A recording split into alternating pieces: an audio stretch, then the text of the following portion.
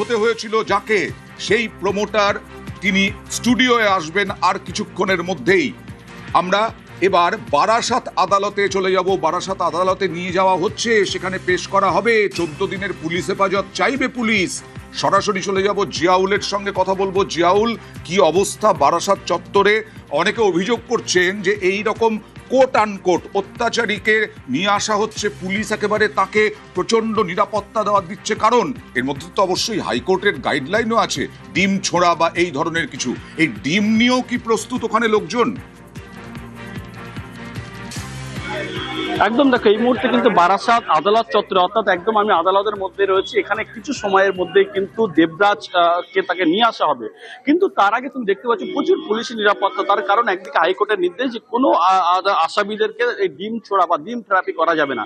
অন্যদিকে যারা কোর্ট চত্বরে বা যারা কোর্টের আদালতে যারা কাজ করে, অর্থাৎ যারা আইনজীবী রয়েছেন বা সাধারণ মানুষ রয়েছেন, তারা কিন্তু প্রচুর পরিমাণে তারা ইতিমধ্যে আদালত চত্বরে এসে ভিড় জমিয়েছে এবং তাদের প্রত্যেকের হাতেই কিন্তু ডিম রয়েছে।